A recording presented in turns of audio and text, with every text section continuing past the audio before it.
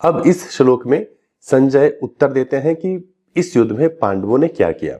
तो चलिए हम देखते हैं हमारे इस श्लोक को। ततः स्वैतैर्हय्यैर्युक्ते महति स्यन्दने स्थितौ माधवः पांडवश्चैव दिव्यौ शंखौ प्रधम्मतुः। अब हम इन पदों की व्याख्या समझते हैं। तो सबसे पहले ततः, उसके बाद श्वेतै सफेद, हय्ये घोड़ों से, युक्ते युक्त महति महान, स्यन्दने रथ पर स्थितौ बैठे हुए, माधवः लक्ष्मीपति भगवान श्री कृष्ण, च और पांडव मतलब पांडुपुत्र अर्जुन ने, एव भी दिव्यो दिव्य, शंखौ शंख को, प्रधमतु बड़े जोर से बचाया। तो ये हो गई इसके पदों की व्याख्या। तो अब हम इसका थोड़ा सा सरलार्थ समझते हैं डिटेल में। तो सबसे पहली जो लाइन है हम पहले उसके पदों के अर्थ को समझते हैं। ततः स्वैतैर्हय्यैर्युक्ते मतलब चित्ररथ नामक के गंधर्व ने अर्जुन को 100 दिव्य घोड़े दिए थे।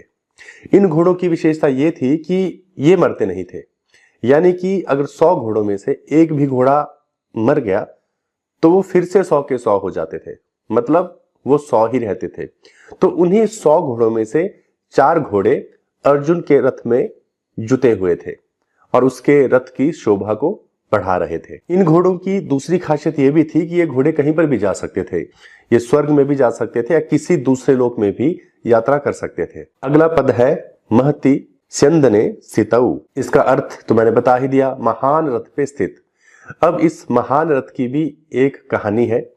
वैसे तो इसकी अलग अलग कहानियां हैं, लेकिन अगर हम टीकाकार की बात करें, जैसे राम सुखदास जी हैं टीकाकार, उन्होंने इसकी जो कथा कही है पहले मैं उसके बारे में आपको बता देता हूं। तो कहानी इस प्रकार है कि जब राजसूय यज्ञ हुआ था, बहुत ही बड़ा यज्ञ हुआ था, तो उसमें जब हवन यज्ञ में आहुतियां डाली जाती हैं, तो बहुत बड़ा हवन यज्ञ हुआ तो बहुत सारी लाखों में आहुतियां या करोड़ों में आहुतियां डाली गई।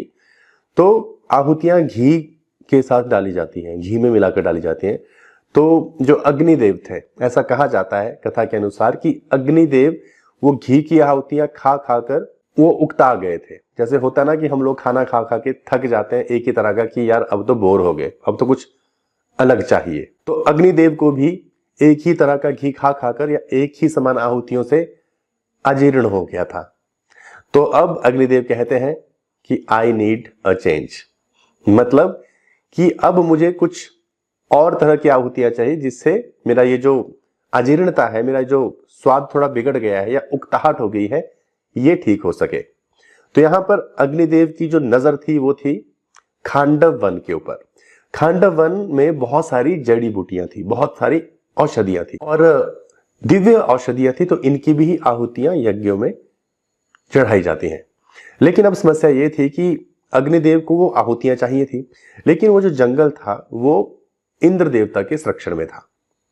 आज भी अगर आप हिमालय क्षेत्रों में जाएंगे तो वहां पर जो जंगल होते हैं तो वहां के स्थानीय देवी देवताओं की सुरक्षा में होते हैं, उनके अपने क्षेत्रपाल होते हैं और उन देवताओं का अपना एक क्षेत्र होता है जिसकी वो सुरक्षा करते हैं। तो वहां से जड़ी बूटियां या पेड़ पौधे आप नहीं काट सकते उनकी मर्जी के बगैर। और ऐसा कहा जाता है कि अगर आप वहां से जड़ी बूटियां लेकर आ भी जाएं तो भी वो अपना जो प्रभाव है वो खो देती हैं। यानी कि कोई जानकार हो, कोई आयुर्वेद का ज्ञाता हो, कोई तंत्राचार्य हो, उसे पता है कि वहां से जड़ी बूटियां कब लानी है, किस मुहूर्त में लानी है, किस समय पे वहां से लानी है। तो यही समस्या थी। अग्निदेव ने बड़े प्रयास किए उस जंगल को जलाने के, क्योंकि जलाएंगे तभी तो उसका स्वाद चख पाएंगे। लेकिन इंद्र देवता हर बार बारिश करके अग्नि को बुझा देते थे। तो इस तरह से अग्निदेव की जो योजना थी वो सफल नहीं हो पा रही थी। तब अग्निदेव ने अर्जुन का सहारा लिया, या यूं कहे कि अर्जुन ने साथ दिया अग्निदेव का और उस पूरे वन को जला डाला। तो ऐसा करने से अग्निदेव की जो अजीर्णता थी वो दूर हो गई और वो बड़े प्रसन्न हुए। इसलिए उन्होंने अर्जुन को खुश होकर ये महान रथ प्रदान कर दिया। अब कहानी तो बड़ी मजेदार है, लेकिन देखिए मैं फिर बताऊंगा कि कहानी का उद्देश्य एक मैसेज देना होता है, एक संदेश देना होता है, उसके अंदर एक संदेश छुपा हुआ है। और कहानियां भी टीकाकारों के हिसाब से या लेखकों के हिसाब से या जिन्होंने भी लिखी, कोई भी ऋषि मुनि ने लिखी, वो सबकी कहानियां अलग अलग होती हैं, लेकिन भाव सबका एक ही होता है।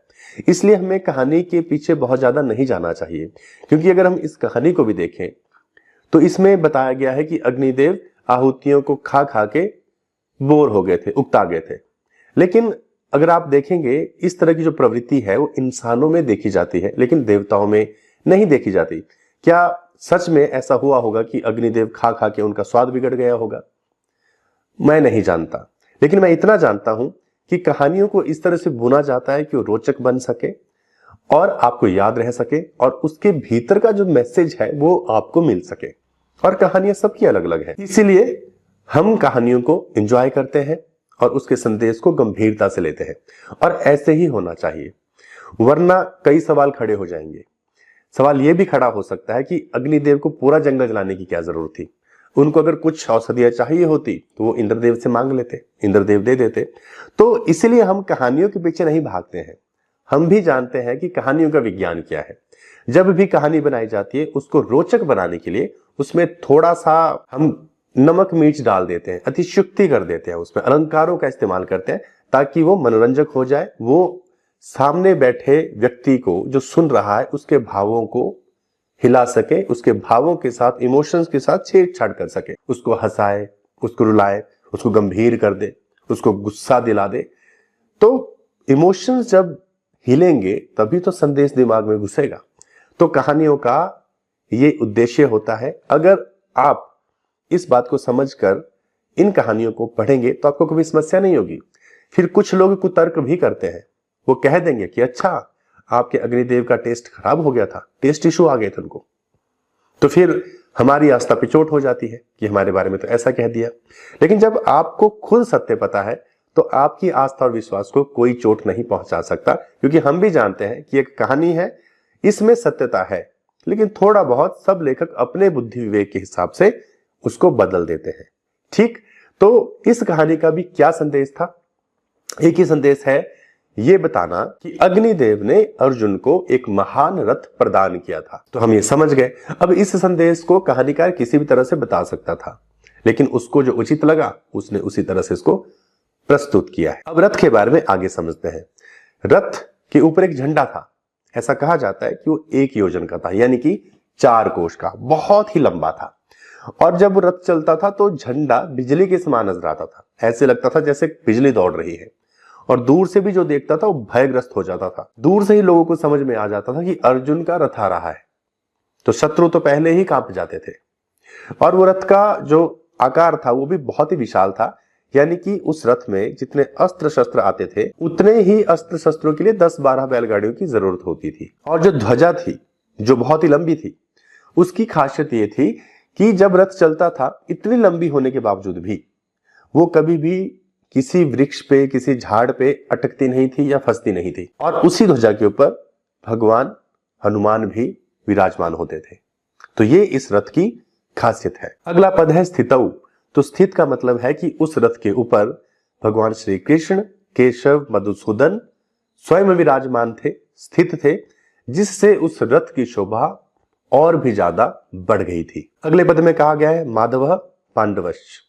तो माधव कहा जाता है लक्ष्मीपति, नारायण को, भगवान श्री कृष्ण को, और पांडवश्च कहा गया है यहां पर अर्जुन को। सभी पांडवों में अर्जुन मुख्य थे, इसलिए यहां पर पांडवश्च उनके लिए ही इस्तेमाल किया गया है, क्योंकि भगवान श्री कृष्ण नारायण का अवतार थे और अर्जुन नर का अवतार थे। इसलिए संजय गीता के अंत में भी कहते हैं कि जहां श्री कृष्ण और गांडीवधारी अर्जुन स्वयं खड़े हो वहां पर कभी धर्म की पराजय हो ही नहीं सकती, यानी कि वहां जीत हमेशा सत्य की ही होगी। अगला पद है दिव्यो शंखौ प्रद्मतुहु। अर्थ साधारण है कि भगवान श्री कृष्ण के हाथ में जो शंख था और अर्जुन के हाथ में जो शंख था, उन दोनों ने ही उन दिव्य शंखों को बड़ी ही जोर से बजाया। अब यहाँ पर एक और प्रश्न खड़ा हो सकता है कि कौरवों की सेना में जो सेनापति थे वो भीष्म पितामह थे, तो शंख का उद्घोष उन्होंने किया था। लेकिन पांडवों की सेना में जो सेनापति थे वो द्रुपद पुत्र थे, तो कायदे से उनको शंख बजाना चाहिए था। लेकिन फिर श्री कृष्ण और अर्जुन क्यों शंख बजाते हैं, यानी कि शुरुआत वो क्यों करते हैं? तो इसका समाधान ये है, इसका उत्तर ये है कि भगवान श्री कृष्ण साक्षात ईश्वर ही थे और उनका जो कद था वो बहुत ही बड़ा था, क्योंकि वो भगवान है और भगवान बड़े ही होते हैं। अब भगवान को चाहे कोई छोटा रोल दे दिया जाए या कोई बड़ा रोल दे दिया जाए, यानी कि किसी भी ओहदे पर बिठा दिया जाए, वो तो बड़े ही रहेंगे। जैसे कि भगवान श्री कृष्ण ने सारथी बनना मंजूर किया था तो वो अर्जुन के सारथी बन गए थे, लेकिन इससे वो छोटे नहीं हो गए थे, वो फिर भी बड़े ही थे, क्योंकि तो स्वयं बड़े थे। अगर कोई छोटा व्यक्ति है उसको कोई बड़ा ओहदा दे दिया जाए तो बड़ा हो जाता है, और किसी बड़े ओहदे पर बैठे व्यक्ति को अगर कोई छोटा ओहदा दे दिया जाए तो वो छोटा हो जाता है। लेकिन जो ओहदों से परे है, यानी कि जो पहले से ही बड़ा है, उसको कोई भी ओहदा दे दो, उसको किसी भी जगह पे रख दो, वो तो बड़ा ही रहने वाला है, क्योंकि वो ओहदों की वजह से छोटा बड़ा नहीं हो रहा है, उसकी वजह से ओहदा छोटा या बड़ा हो जाता है। जैसे कि जब भगवान श्री कृष्ण स्वयं सारथी बन गए तो सोचिए कि उस ओहदे का कद भी कितना बड़ा हो गया कि भगवान कृष्ण सारथी बने। और दूसरी बात है कि भगवान कृष्ण बचपन से ही लीडर थे, बचपन से ही प्रमुख रहे। अगर हम उनकी कथा को भी समझते हैं तो जब भी उनके दोस्त होते थे उन सब में प्रमुख भगवान श्री कृष्ण ही थे। जब भगवान श्री कृष्ण छोटे थे, बाल्यावस्था में थे, तब भी उन्होंने गांव के लोगों को इंद्र की पूजा करना छोड़ के गोवर्धन पर्वत की पूजा करने के लिए प्रेरित किया और सब उनकी बात मानकर वही करने लगे। तो यहां से भी आपको पता चलता है, इस घटना से भी पता चलता है कि भगवान कृष्ण बचपन से ही प्रमुख थे, उन्होंने हमेशा ही नेतृत्व किया। अगर आप भगवान श्री कृष्ण की पूरी लीला को देखेंगे, पढ़ेंगे, तो आपको समझ में आ जाएगा वो जहां पर भी थे प्रमुख ही थे। और हमने महाभारत में भी देखा है कि भगवान श्री कृष्ण जहां भी जाते थे हमेशा नेतृत्व ही करते थे, और इस युद्ध के असली सेनापति भी भगवान श्री कृष्ण ही थे। उनके नेतृत्व के अंदर ही पूरा जो युद्ध था वो चल रहा था, इसलिए भगवान श्री कृष्ण सर्वप्रथम शंख को जोर से बजाते हैं। तो ये था हमारा प्रथम अध्याय का 14वां श्लोक। अब यहां से पांडवों की जो सेना का जो हाल है वो हमने बताना शुरू किया है। संजय धृतराष्ट्र को उत्तर देते हुए अब इन श्लोकों को बता रहे हैं।